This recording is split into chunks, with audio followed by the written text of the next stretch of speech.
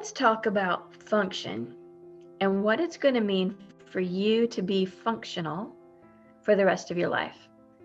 First, I want you to think about when you think about that word and maintaining your function, being functional, what are your biggest concerns? What are those things that could completely derail your plans for the future? I have some hope for you. I believe there are a number of steps we can take to plan against those things that cause your function to decline, to prevent those things from happening. I'm Michelle Fritsch. I am the founder of Retirement Wellness Strategies. And after years of caring for patients in healthcare, I've seen a consistent theme that there are a number of people that have something happen, usually within a couple of years of retirement, that changes their future and changes their function. But I've also seen how preventable almost every one of those situations was. So with some planning, we can maintain your function. So wherever your mind went when we talked function, there are steps we can do to plan. A lot of times people first think about their physical function.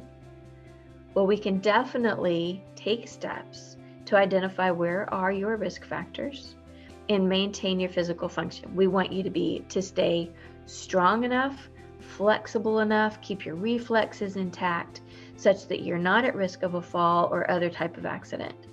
We also want to make sure that we know what your past injuries are and how we can compensate and make sure that those don't get in the way and cause you to lose function. We can also take a look at your heart health. Are you keeping your blood pressure down, your blood sugar in control?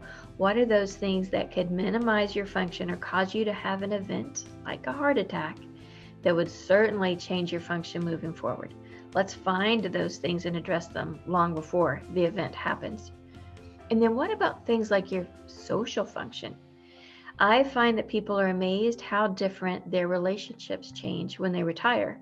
There are a number of relationships that are consuming your day right now that won't be part of your life after retirement. And there are other relationships that maybe haven't gotten a lot of attention that are going to be major parts of your retirement. So how do we plan for that? How do we pull the important relationships together and make it clear to those people that they are our important relationships? Now, when I say function, I work a lot with men, and a lot of times function means sexual function.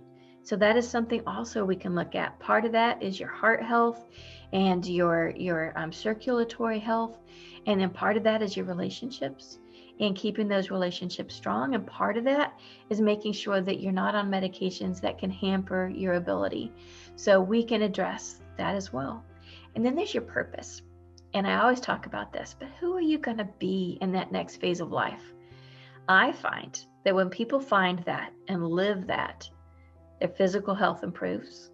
They are much more socially engaged. Their relationships actually improve.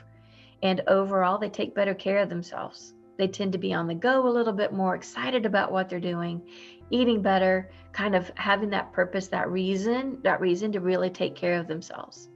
So I want all of these things for you. Retirement, we're not talking about function like you retire and that's the end. These days, you've got decades in front of you. So let's make those wonderful decades. And I like to think of it as come across the finish line with your hair blowing and dirt blowing everywhere and say that was a wild ride, rather than have something happen and ride out those years in a bed or a wheelchair. I don't want that for you. So let's prevent it.